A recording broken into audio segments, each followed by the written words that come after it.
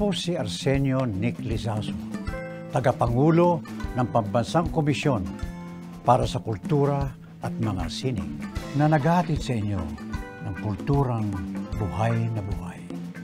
Ang kultura'y buhay na buhay.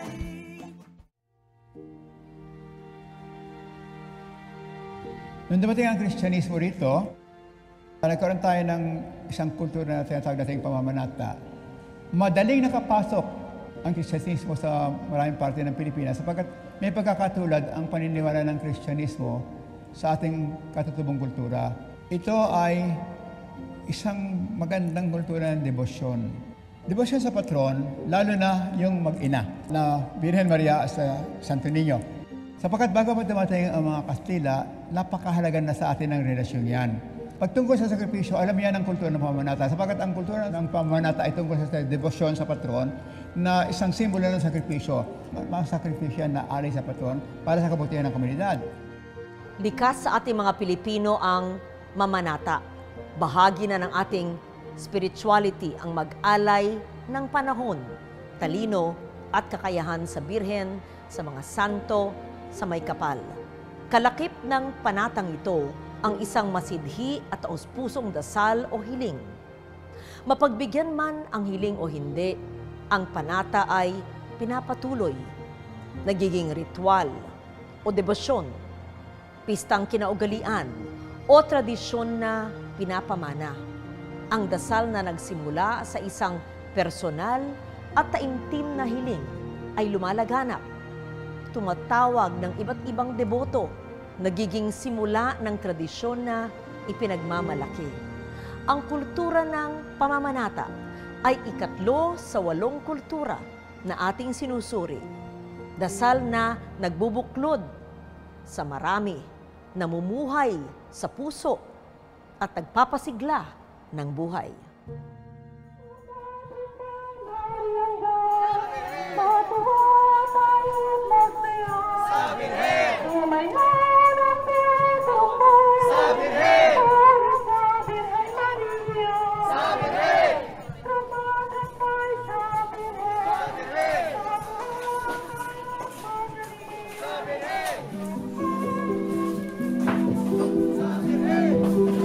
High school pa lang ako, nagmamanata na ako sa Mahal na Birhen. Simula nanay at tatay ko, membro din sila dito ng organisasyon sa simbahan. Kaya lumaki kami sa religion na Catholic. Kaya doon, nag-umpisa ang aking pag-aano sa Mahal na Birhen. Ako po si Christopher Kahimat ng Paque, Laguna. Naglilingkod sa simbahan bilang Pangulo ng Alagad ng Birhen. At ako ay 48 na taong gulang na.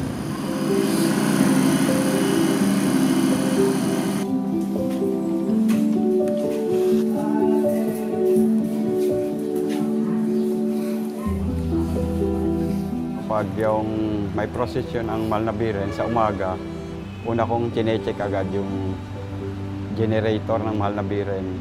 Pagka na-check ko na yun, maaga pa lang, dinadala ko na rito sa simbahan para ilagay doon sa karo ng Mahal na Birhen.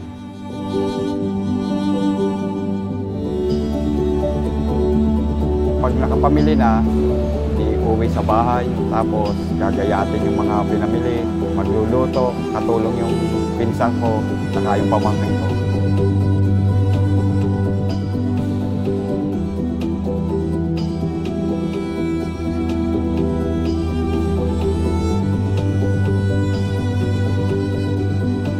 Pagkaluto, dadali naman dito sa simbahan.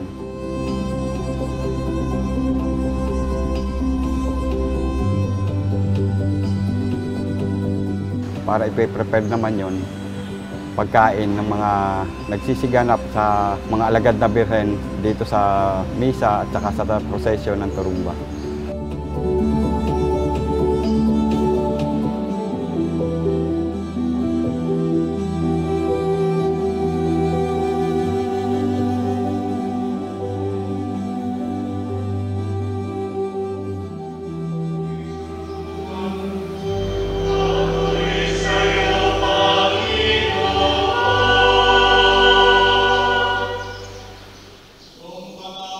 Ang Turumba ay nanggaling sa salitang tarong, na isa pong Espanyol na salita na nangangahulugan na parang nawawala sa sarili or nahihibang. So ito po ay naikabit sa Birhen ng Turumba.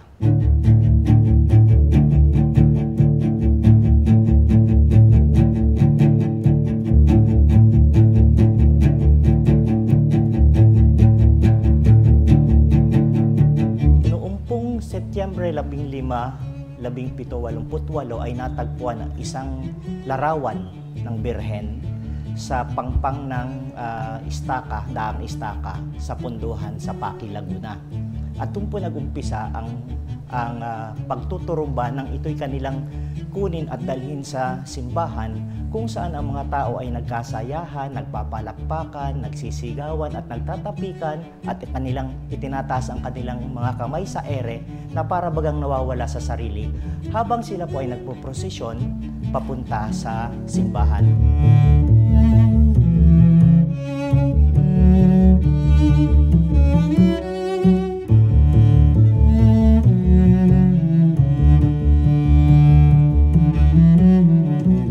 Nakikita ko dito na talagang exceptional, yung mga tao na once na sila ay sumali sa pagtuturumba, wala silang pakialam sa iba o sa sasabihin ng ibang tao.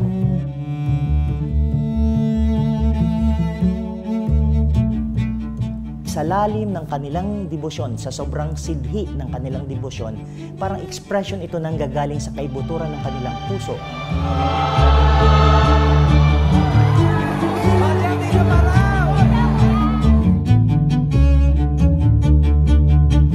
Napakaswerte ng bayan ng Pakil kasi yung dyan sa swimming pool, dyan ang gagaling ang patubig ng aming palayan. Nakukuha lang dyan ang tubig. Hindi nga alam kung saan ang gagaling yung tubig na yan.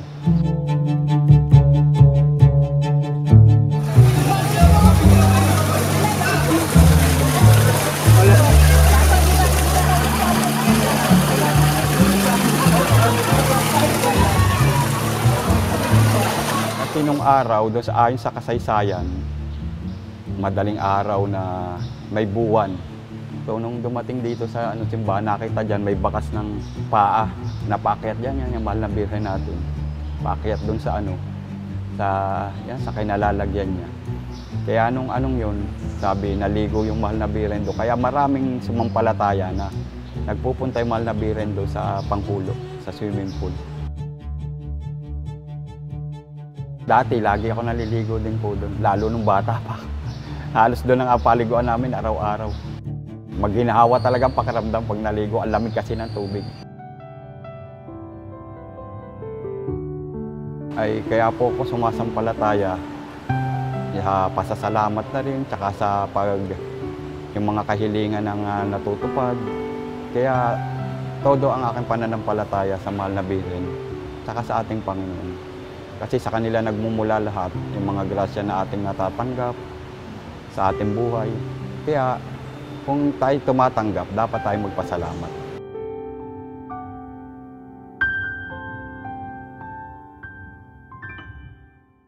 Buhay na buhay. Hindi po kami taga-Pateros na likas. Mga dayo lang kami. Pero sa paniniwala naman namin at sa devotion namin, tinataglay din naman namin yung paniniwala na mapagmala siya.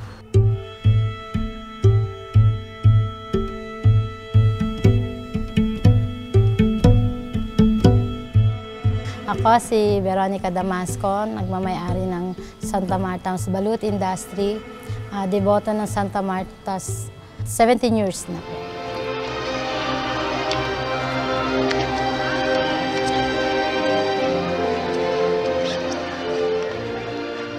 Ang pananampalataya kay Santa Marta ay nagmula sa isang lumang paniniwala sa mga anito, sa mga espiritu na namamahay sa kapaligiran.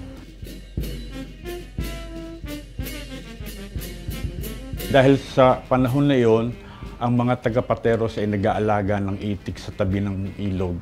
At mayroong mga buwaya na kumakain ng mga itik.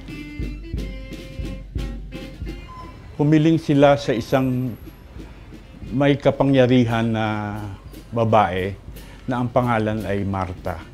At dahil sa tulong nito ay napayapa niya ang nananalantang mga buhaya sa pamamagitan ng ritual na kung tawagin ay pasubo. Nagbibigay siya ng pagkain, inaalay niya ang mga pagkain sa mga buhaya nang maging matahimik ito at hindi niya pinsalain ang mga itik na namamahay sa pampang ng ilog.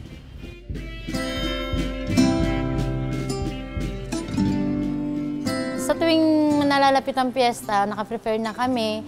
Lulutuin na namin yung aming mga itlog na daming pamimigay. Naghahagis kami ng itlog pagtapos ng prosesyon. Nagbabato kami. Minsan, ate, tira mo ako ng kasi gamot namin yan, gumagaling kami. Yan ang lagi nila sinasabi sa akin. Kaya tinitiran ko talaga sila kahit kodwan ngayon. Nagpasubo ako, may itinira akong ilang piraso para mamaya pag mayroong hindi nakahingi or nakakuha, inaabotan ko rin sila. Ang sumasampalataya kay Santa Marta ay hindi lamang mga taga-Pateros.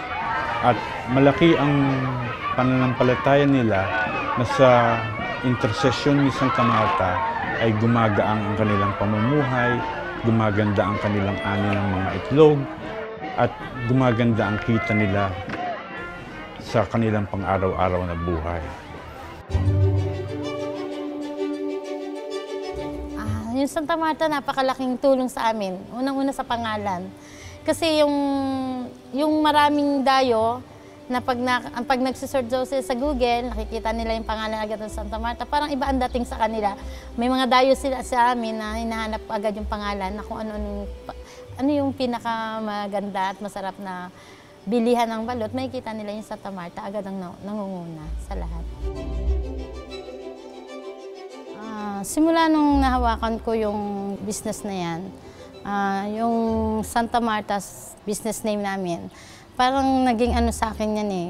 Nung panahon na nababanggit ko pa lang yun, ibang kilabot na kasi sa akin. Parang gusto ko siya na sa tuwing naririnig ko yung Santa Marta, binabasa ko yung libro about tungkol sa kanya. Meron siyang mga himala na nagawa. Umano sa pagkatao ko na yung buhay namin, sa hanap buhay namin, dumating kami sa up and down, pero yung paniniwala ko sa kanya na hindi niya kami pababayaan kasi ang Santa Marta, siya yung patron na mag-iitik.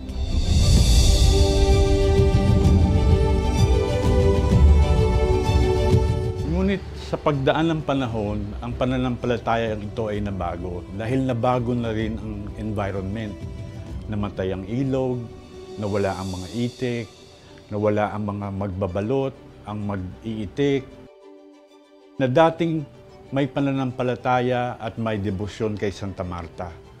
Ang pagbabagong ito ay nakita rin sa mga tumasampalataya o may debosyon kay Santa Marta.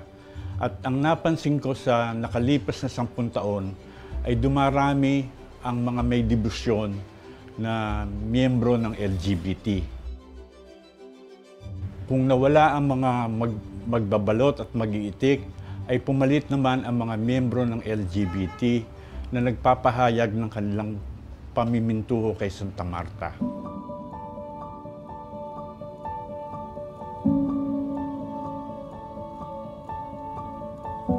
Nagsimula ito nung bata pa ako kasi yung kapitbahay namin, simula nung naglalabas sila ng pamprosesyong imahe ni Santa Marta, sumasama-sama na ako doon.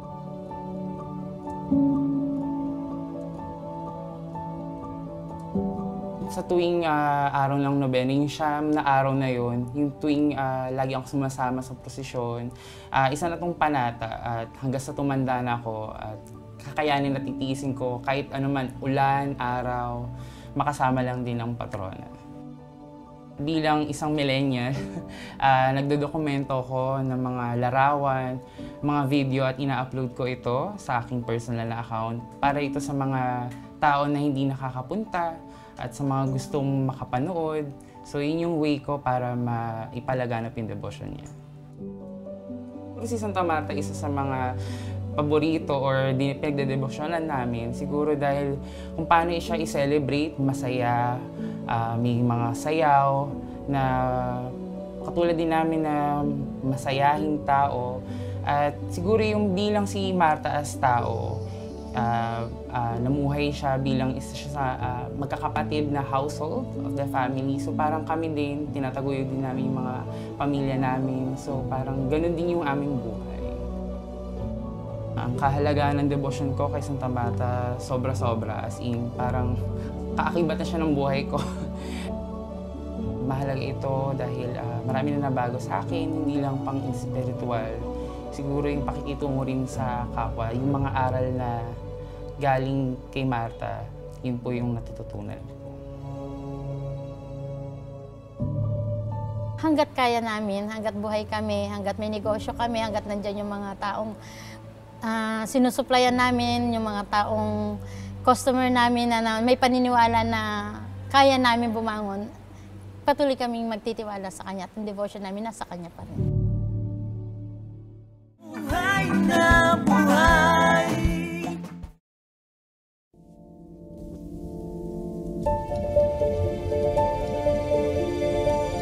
The whole 7 days, nagsasayaw kami niyan. Masakit ang paa namin pagka matutulog na. Pero next day, parang nag-rejuvenate ka ulit to dance on the street. Pagdating mo sa simbahan, magpapaapak ka na para yung mga sakit mo, magkaroon ka ng healing. Yun ang parang paniniwala mo na the sacrifice that you put in dancing is like releasing all your problems and bringing in the blessings that God will give you. Ako po si Ana India de la Cruz Legazpi, isang artist at nagtataguyod ng pinya weaving industry dito sa Aklan.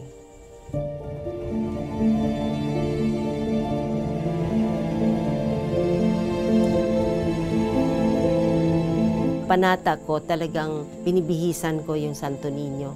Yun ang hindi ko pwedeng iwanan.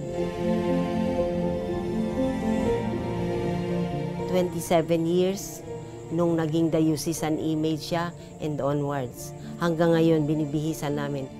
Kung ano yung bagong hinabi na pinya or textile development ko, pinasusuot ko sa kanya.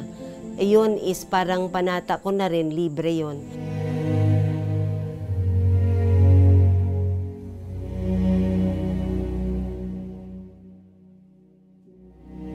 Nag-asawa ako, late na. Medyo 3 buwan na lang at 40 years old na ako. So, humingi ako ng deadline. Sabi ko, sa 3 buwan, birthday ko na sa April. Sabi ko, pwede bang ang birthday gift mo na lang sa akin is anak? Tama naman dahil noong sa May, nagpa-check up ako, 2 months ako. So, ibig sabihin, birthday gift ko na talaga yung natanggap ko. At yung usual na nang binibigay ng Santo Niño, pag humihingi ka ng anak is lalaki din.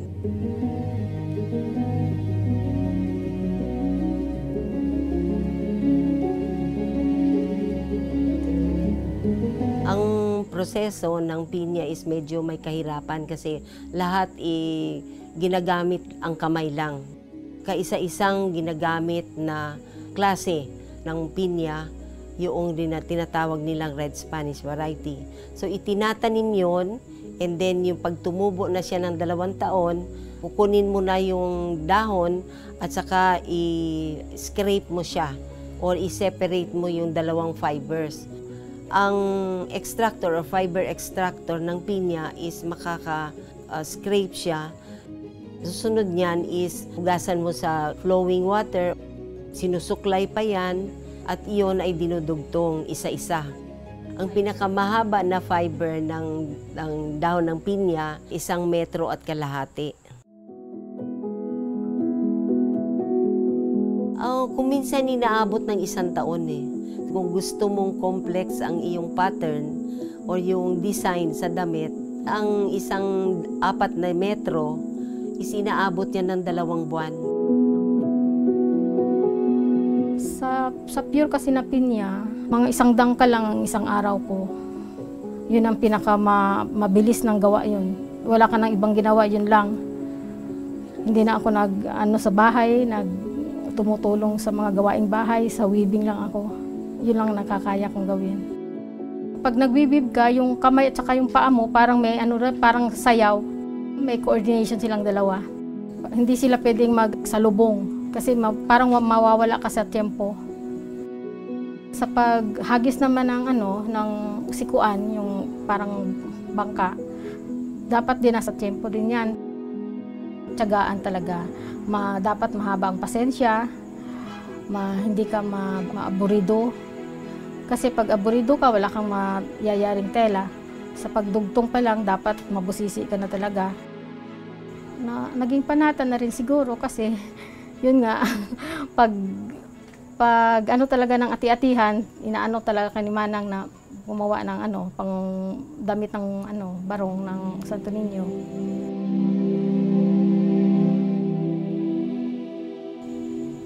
Kaya nasa na yun, parang naka talaga na gumawa para sa Santo Niño. Pag nagpapasalamat naman sa mga biyayang binibigay ng Santo Niño.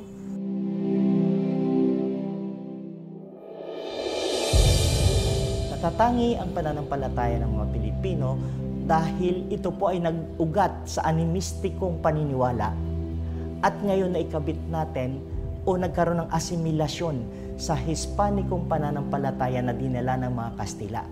Dati ayaw ng mga Kastila ng ganitong uri ng ekspresyon.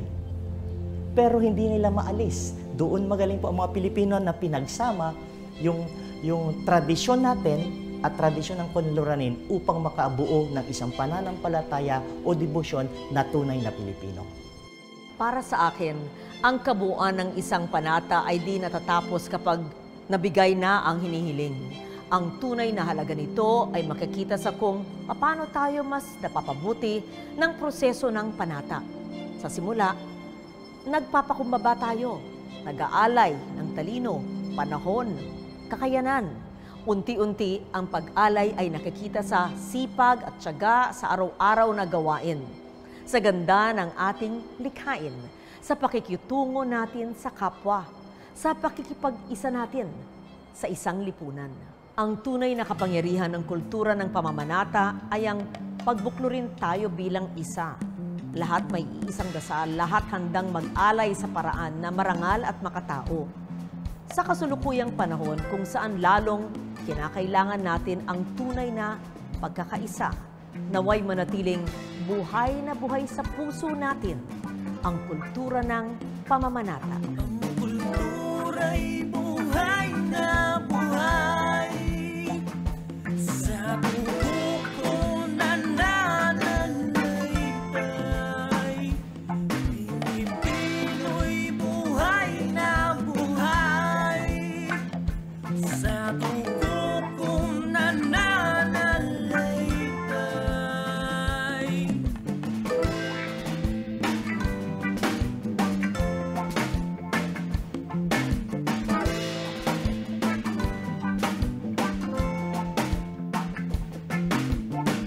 Yung maraming bagay na hindi ko maintindihan at ang mali sa tama ay hindi masakyakan. Sa pinamulat na kultura ang aking pinanghahawakan, tuluyan nating isalin sa mga kabataan. Makamit kahit ano kaliit, pag-asa na natitira, matikman ang pait. Bayan mo iyong puso at wag na wag kang susuko. Mga sikreto na ating nahukay, kasaysayan tulay sa ating buhay.